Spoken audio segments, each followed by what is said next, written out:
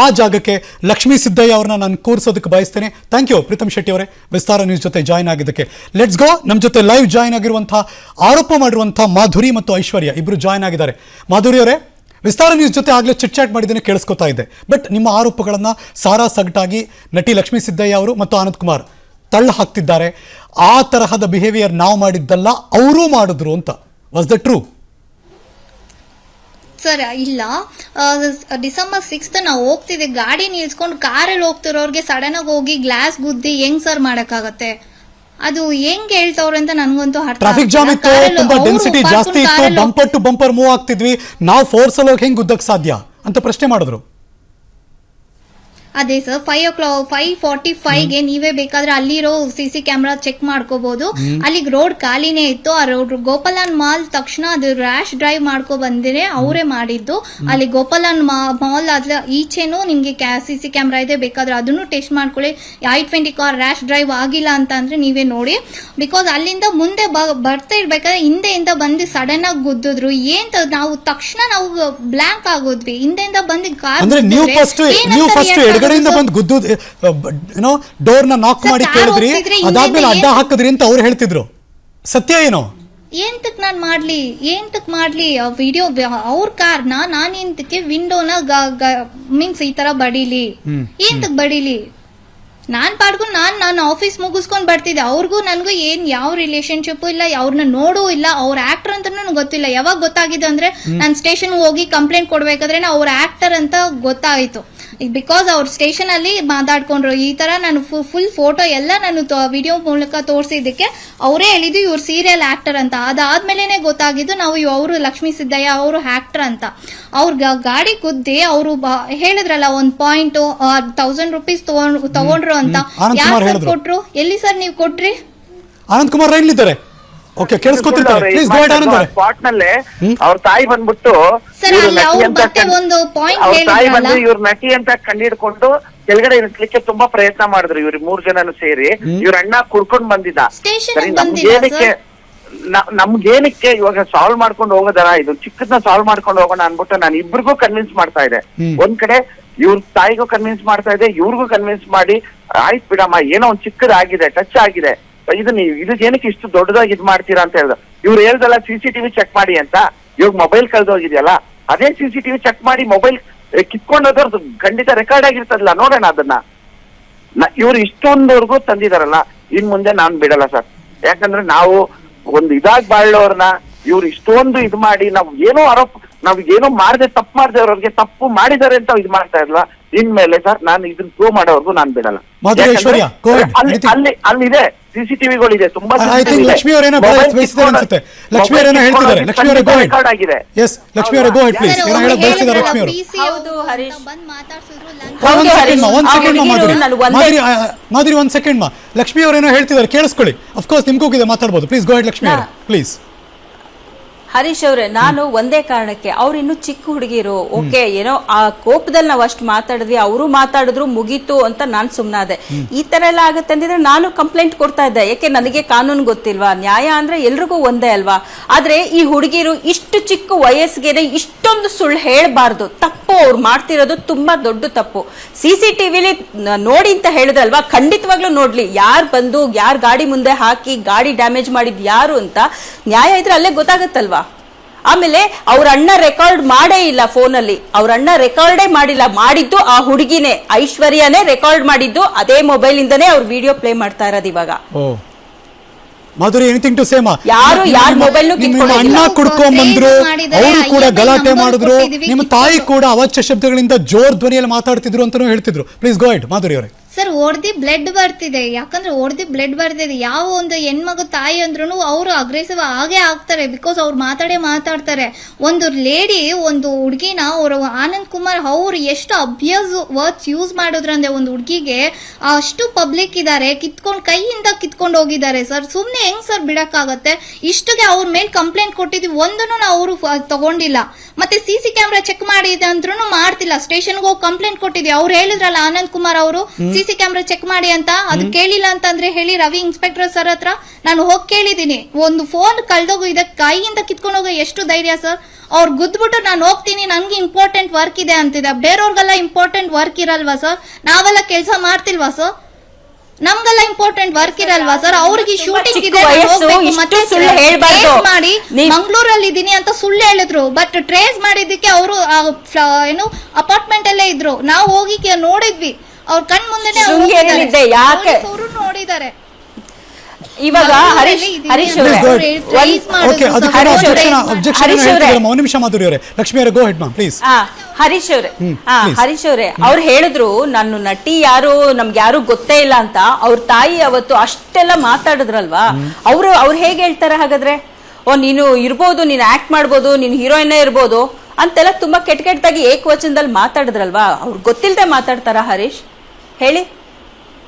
ಆದ್ರೆ ಈ ಹುಡುಗಿರು ಒಂದಕ್ಕೊಂದು ಸೇರ್ಸ್ಕೊಂಡ್ ಮಾತಾಡ್ತಿದ್ದಾರೆ. ಅದು ನನಗೆ ಇಷ್ಟ ಆಗ್ತಾ ಇಲ್ಲ. ನಾನು ಯಾವತ್ತೂ ಸುಳ್ಳು ಹೇಳ್ತಾ ಇಲ್ಲ. ಅವತ್ತು ಪೊಲೀಸ್ ಸ್ಟೇಷನ್ ಅಲ್ಲಿ ಇಷ್ಟೇ ಹೇಳಿದೆ.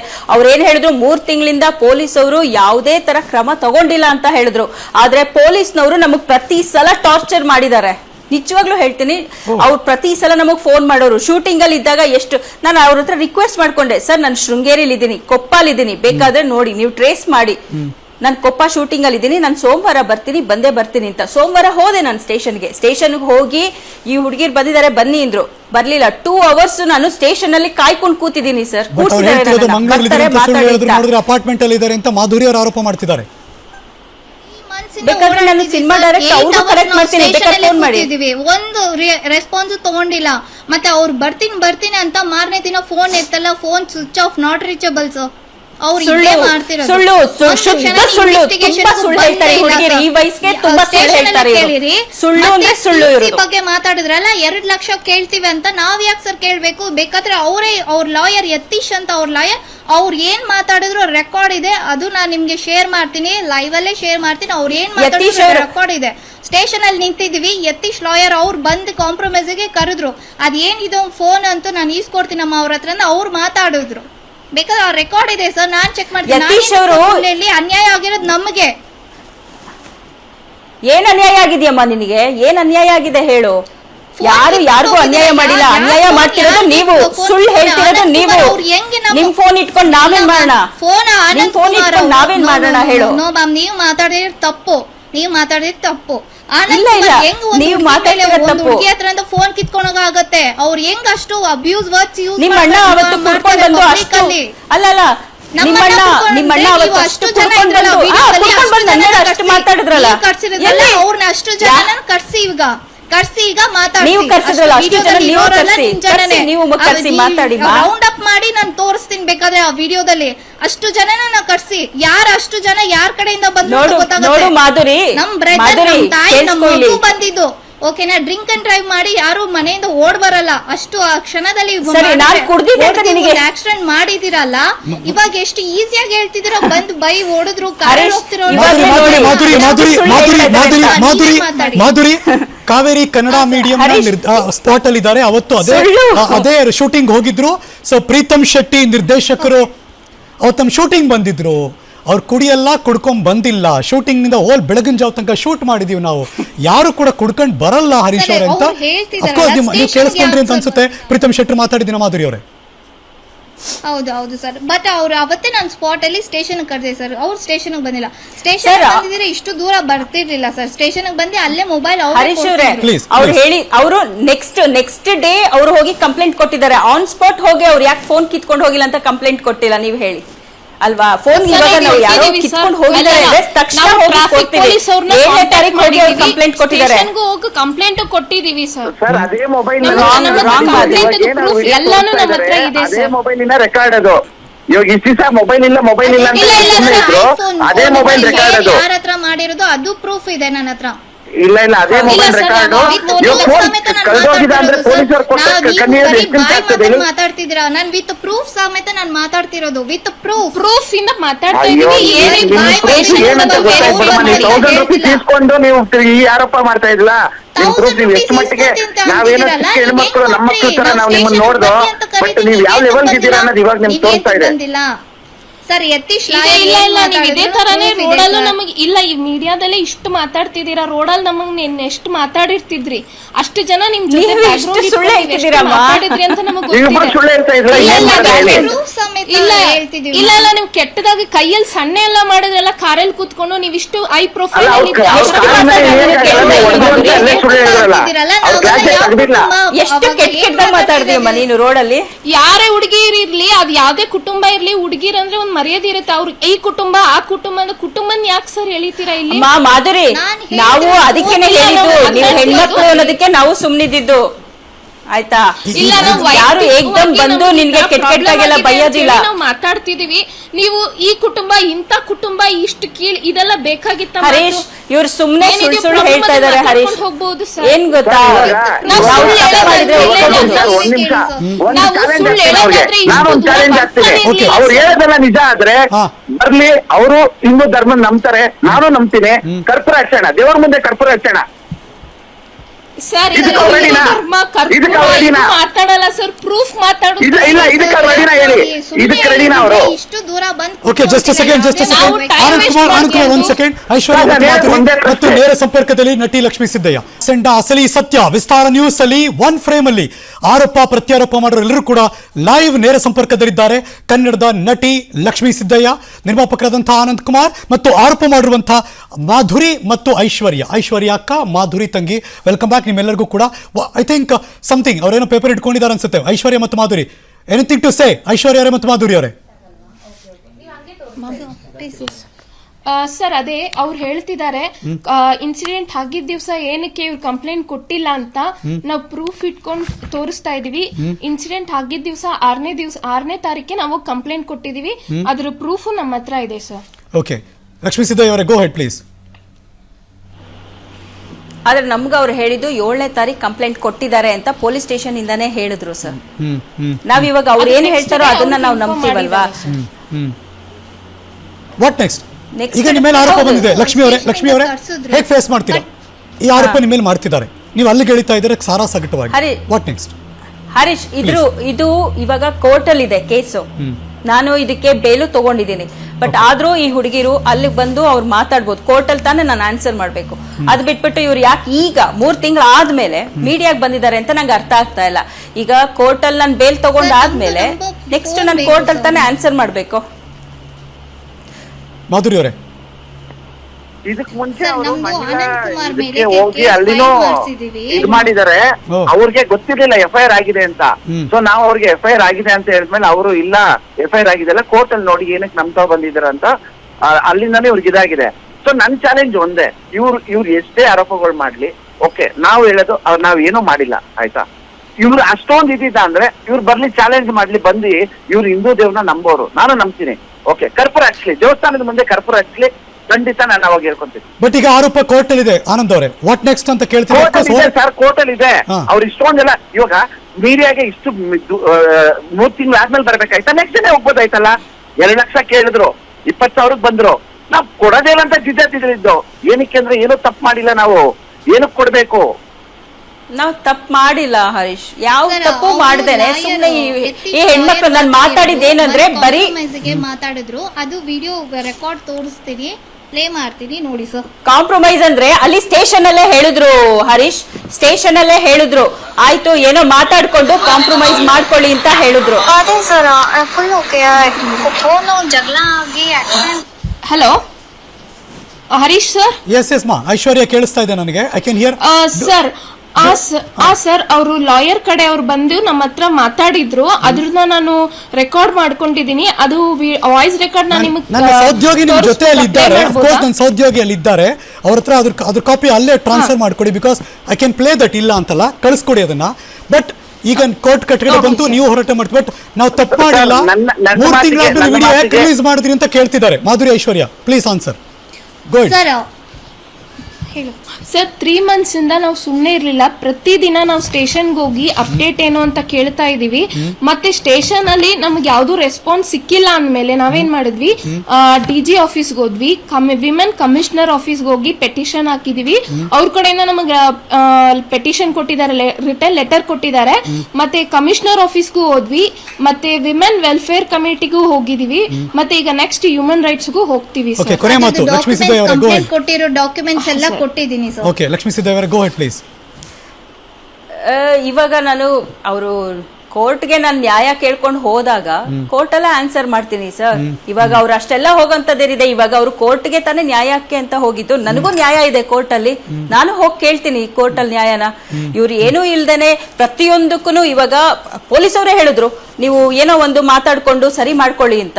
ಅದಕ್ಕೆ ನಮ್ ಲಾಯರ್ ಹೋಗಿ ಮಾತಾಡಿದ್ರು. ಅದನ್ನು ಈ ಹುಡುಗಿರು ರೆಕಾರ್ಡ್ ಮಾಡ್ಕೊಂಡು ಪ್ರತಿಯೊಂದು ತೋರಿಸ್ತಾರೆ ಅಂದ್ರೆ ಇವ್ರಿಗೆ ಬೇಕಾಗಿರೋದೇ ಅದಲ್ವಾ. ಇವ್ರು ಮೋಸ್ಟ್ಲಿ ಇದನ್ನೇ ಟ್ರಾಪ್ ತರ ಮಾಡ್ಕೊಂಡು ಪ್ರತಿಯೊಬ್ಬರಿಗೂ ಇದೇ ತರ ಮಾಡ್ತಾರೋ ಏನೋ ಯಾರು ಗೊತ್ತು. ಇದನ್ನೆಲ್ಲ ಮಾಡ್ತಾ ಇದ್ದಾರೆ ಯಾಕಂದ್ರೆ ಇಲ್ಲಿ ಖಂಡಿತ ಇದೇ ತರಾನೇ ಮಾಡ್ಬೋದು. ಇವಾಗೆಲ್ಲ ತುಂಬಾ ಫೋನ್ನ ವಾಪಸ್ ತಗೊಬಂದ್ ಕೊಡೆ ಕೇಳಿ ಸರ್.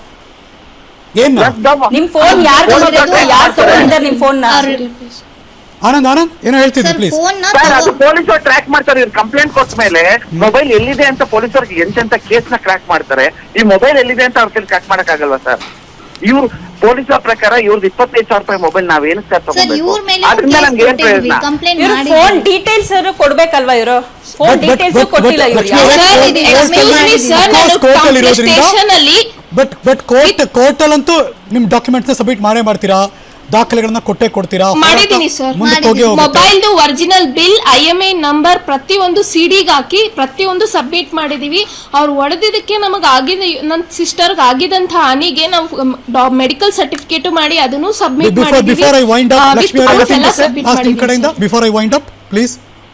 ಹರೀಶ್, ಇದು ಅವರು ಗಾಡಿಲಿದ್ದಾಗ ಏನೋ ಆಗಿರ್ಬೋದು ಹೊರತು ಅದನ್ನೇ ಇಟ್ಕೊಂಡು ನಾನೇ ಮಾಡಿದ್ದೀನಿ ಅಂತ ಹೇಳ್ತಾ ಇರೋದು ಆರೋಪ. ಇದು ಈ ಹುಡುಗಿರು ಇದನ್ನೇ ಒಂದು ನೆಪ ಮಾಡ್ಕೊಂಡು ನಾನೊಬ್ಳು ಸೆಲೆಬ್ರಿಟಿ ಆಗಿರೋದಕ್ಕೆ ಇವರು ಈ ತರ ಎಲ್ಲ ಮಾಡಿ ನನ್ನ ಹೆಸರು ಹಾಳು ಮಾಡ್ಬೇಕು ಅಂತನೋ ಅಥವಾ ಏನಕ್ಕೆ ಇವ್ರು ಈ ತರ ಮಾಡ್ತಿದಾರೋ ನನಗಂತೂ ಖಂಡಿತ ಅರ್ಥ ಆಗ್ತಾ ಇಲ್ಲ. ಸೊ ಓಕೆ, ನಾನು ಇವಾಗ ಕೋರ್ಟ್ ಮೆಟ್ಲ ಹತ್ತಿದ್ದೀನಿ. ಕೋರ್ಟ್ ಅಲ್ಲಿ ನಾನು ನ್ಯಾಯ ಕೇಳ್ತೀನಿ. ಅವರು ಬರ್ಲಿ, ಕೋರ್ಟ್ಗೆ ಬಂದು ಕೇಳಲಿ. ಅದಾದ್ಮೇಲೆ ಅವ್ರು ಇಲ್ಲಿಗೆಲ್ಲ ಬಂದು ಮಾತಾಡೋ ಅವಶ್ಯಕತೆ ಇರ್ಲಿಲ್ಲ. ಅಂದ್ರೆ ಅವ್ರು ಇಲ್ಲಿವರೆಗೂ ಬಂದಿದ್ದಾರೆ ಅಂದ್ರೆ ಯಾಕೆ ಬಂದಿದ್ದಾರೆ? ಕೋರ್ಟ್ ಅಲ್ಲಿ ಕೇಸ್ ಇರುವಾಗ ಕೋರ್ಟ್ ಅಲ್ಲಿ ತಾನೇ ನಾವು ಮಾತಾಡ್ಬೇಕು. ನಾನು ಸಿಂಪಲ್ ಚಾಲೆಂಜ್ ಹೇಳೋದು ಒಂದು, ಇವಾಗ ಅವ್ರು ಇಷ್ಟೊಂದೆಲ್ಲ ಮಾತಾಡ್ತಾ ಇದ್ದಲ್ಲ ಸರ್, ಇವತ್ತು ಒಳ್ಳೆ ಹಬ್ಬದ ದಿನ. ಓಕೆ, ಈ ಹಬ್ಬದ ದಿನದ ಮಹಿಳಾ ದಿನಾಚರಣೆ ಇವತ್ತು. ಹೌದು, ಇವತ್ತು ಒಳ್ಳೆ ದಿನ, ಒಂದು ಹಬ್ಬ, ಒಂದು ಮಹಿಳಾ ದಿನಾಚರಣೆ.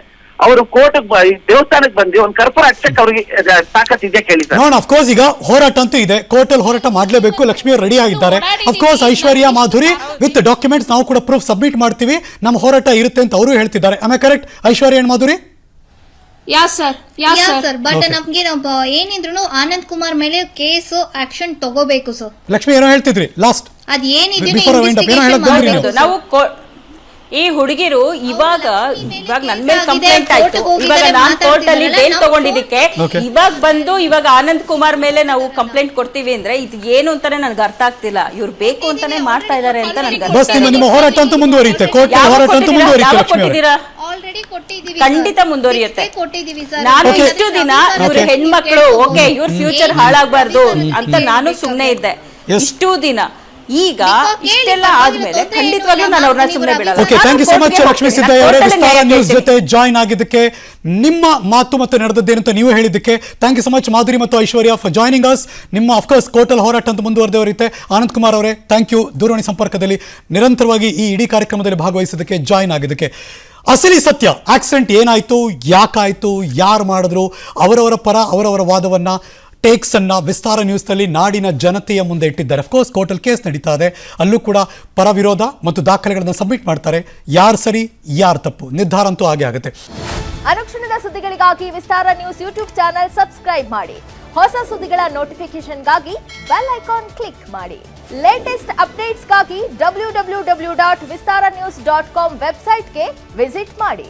ಅಂಗೈಯಲ್ಲೇ ಜಗತ್ತಿನ ಸುದ್ದಿ ತಿಳಿಯಲು ವಿಸ್ತಾರ ನ್ಯೂಸ್ ಕನ್ನಡ ಆಪ್ ಡೌನ್ಲೋಡ್ ಮಾಡಿ.